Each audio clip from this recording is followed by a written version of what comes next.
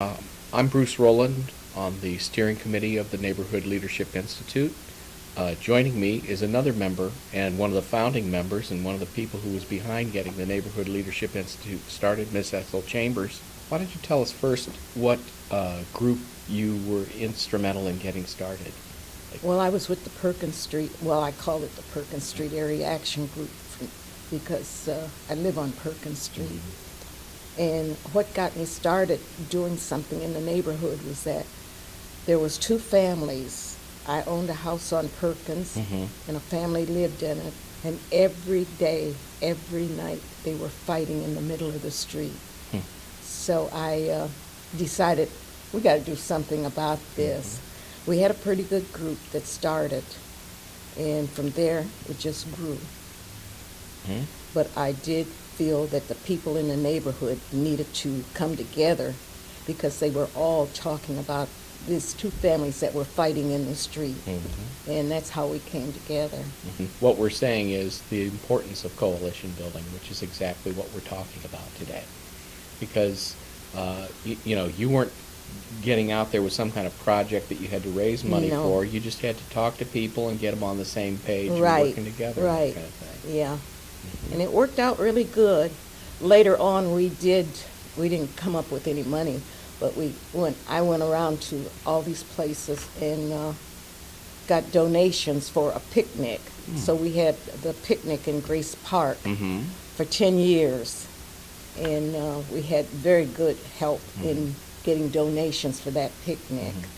But it wasn't as if you were trying to raise money for a project. It was so that you could have that event, which was what helped bring people together then. Well, it was called the neighborhood picnic, and it was for people in the neighborhood. However, we got people from West Akron, South Akron, East Akron coming to that picnic. Right. Well, everybody wanted to find out what was going on. Right. Didn't want to miss that. And Grace Park, I was also instrumental in getting Grace Park upgraded. They had the vagrants in that park. Yeah. And it was just going down. I used to take a plastic bag down there and tell them, you wouldn't want your house to look like this, and give them plastic bags, and they would pick up the trash. So I had a good time trying. I didn't call it coalition building, but I had a good time doing what I was doing. Yeah, well, there are a lot of things we do that don't have fancy names when we get them started. Right. That's for sure.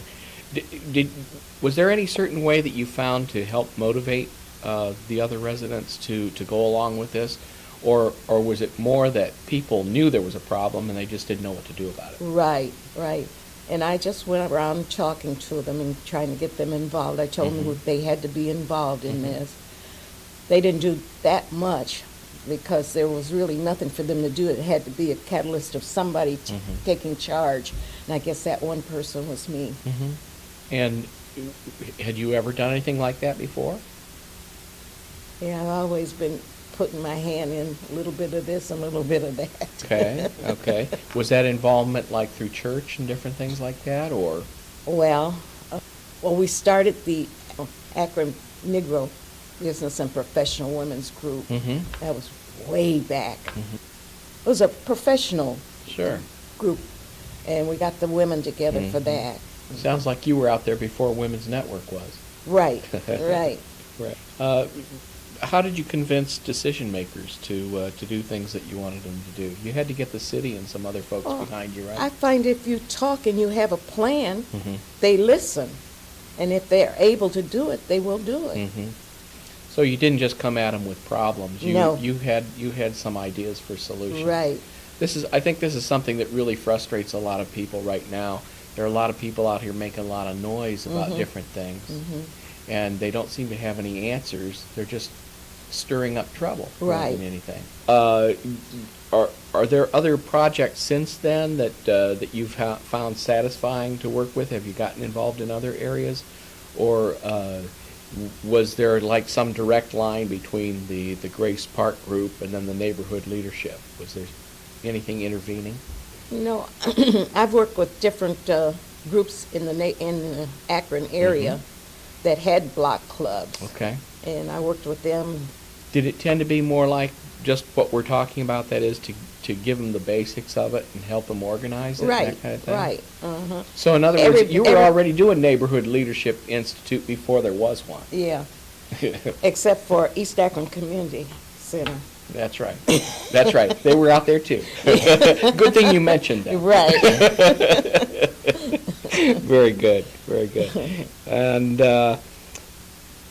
I guess that one of the things that interests me too is when something came up that you needed to see done, how did you go about figuring out who it was that might be able to do that, help you get it done? Either the community folks or the leaders. How did you find those people? Depending on what it was, mostly it had to do with the city. Mm-hmm. And I got a rapport with the city. For instance, the park was downgraded. Yes. So I got someone from the Parks and Recreation Mhm. Division to appoint someone to work with me. Mhm. That's how we got that park set up. And I said, well, we need some lights. Let's keep Mhm. the problems that they had in the neighborhood. So we got 18 high-intensity lights in there. That's how those lights got in there. Good. So then we had different groups planting flower beds Mhm. at each gate opening. Mhm. And again, that was volunteers from the community. It wasn't like you Right. hired professionals or anything Right. to do that. Worked with Yeah. Keep Akron Beautiful.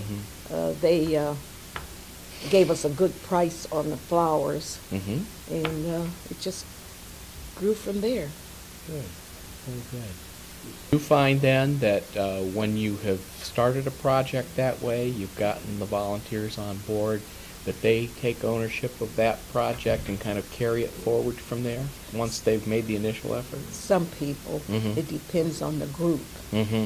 I mean, some of the people in the group depend on you, Sure. and you have to do it for them. Right, but But they help you. But if you continue to direct them, it's not like they fall off the wagon. Right. They're continuing to work with you. Right. Because, I mean, there's no question, if you're going to be the leader in that case, and it's good if you can get a couple of interested folks to work along True. with you, but outside of that, you got to kind of keep pulling these folks in. That's No true. question about that. That's true. Yeah, very good. In there.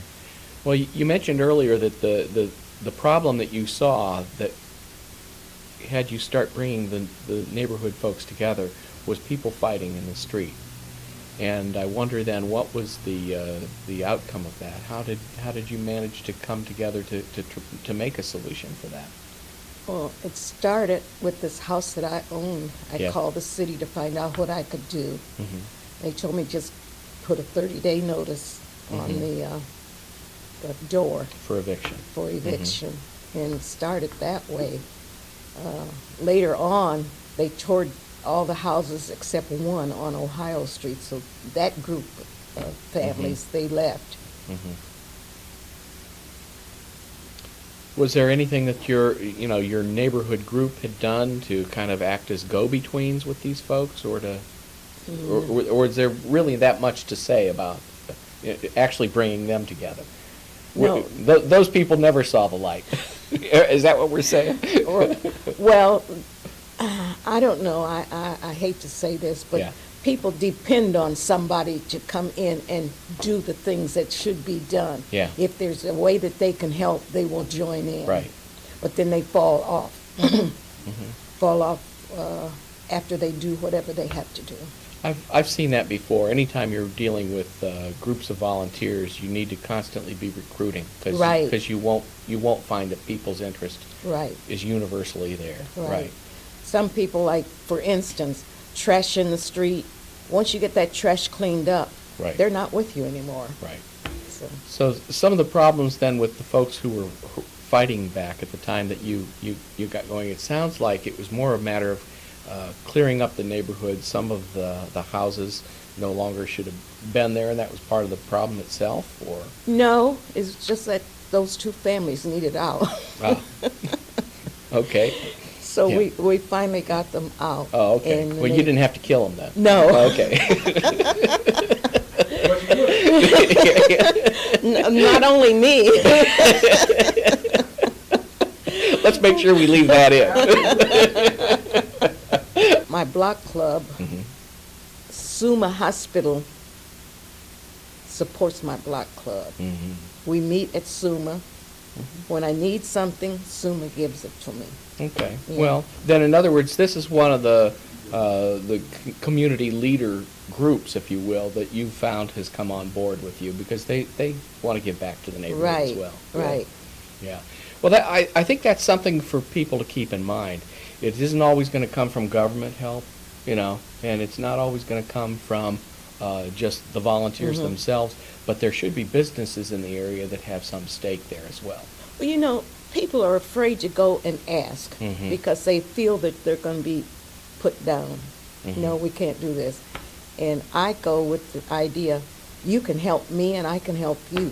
So see the problem, begin to pull people together to try to build some consensus about what can be done, put a plan together, find the leaders who might have some say in the matter, and try to solve the immediate problem, but see where it takes you, because there are other things. Because, certainly the idea of cleaning up Grace Park and making it a better place was down the road from what your initial problem was there.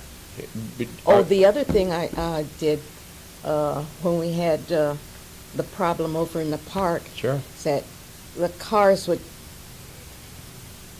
they would make a round from They were just cruising around. cruising that kind around, of thing? and for I guess you Up to can no good. imagine. Right. I What- can imagine. yeah. Yes. And that barricade you see on Perkins Street Yeah. is what I got put up there to keep them from cruising around the Right. park. Right. Very good. Very good. Yeah. The railing around the park, the Yes. fence around the park, it was deteriorating. And I went to the city and told them we need to get those fences. They said, that's too expensive. We can't do it. But they did take some of those, because they're iron. Yeah. And they took some of those railings off, and they did fix them. Okay. So they found a little less expensive way to do it, but Right. it took care of the problem. Right. Right. Well, that's the whole thing. A lot of people look at big projects and they say, well, we can't do that. We don't have the money for that. And they haven't really examined it closely enough to see whether there is some less expensive solution. Right. So I think that's another thing that neighborhood leadership can bring to bear, because everybody that, lives in a neighborhood, there are things that can be done. Some of it can be done through people's sweat, and maybe Right. with just a little bit of money, Right. things can get better. Yeah. Yeah. Very good. When the Route 8 Expressway came through, then your neighborhood group had something to say about that. Yeah, we wanted to see the plans and see how they work, because there was one coming off of Ford Street onto the Route 8. We felt that it was going to be a hazard, so we worked with them on that. Worked out well. They listened. Well, if your group hadn't been there, probably nobody would have asked those questions. I guess so. I mean, it's the fact that you don't know exactly where a neighborhood group is going to take you, but as things continue to evolve in your area, if there is a group there, then at least you can make reasonable questions Right. of people. Right. And I think that's a big part of what we're talking about here. Not just going off half-cocked all the time about some problem, but being able to put it to a group of people who will behave in a reasonable manner and ask the questions and get things done. And then the other thing I used to do, I used to visit the various block clubs in the city to see what they were doing and what I could do, with them. So you were basically sharing best practices. That's how we refer to it these days. Right. Yeah. Right. Yeah. I went to every group except East Akron Community. Now, why was that, ma'am? You're not saying that for the benefit of anybody who's sitting in this room right now. No.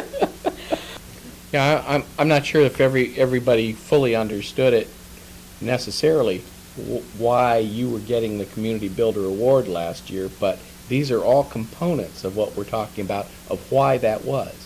Because, I mean, there is no better definition of a community builder than somebody who takes it from the very neighborhood basis and eventually has an effect on the entire city. And certainly, I don't think UPA would be there if it weren't for efforts like your neighborhood group, because you showed them how it could be done from the group. And of course, now the university is very much a Right. proponent of that. Right.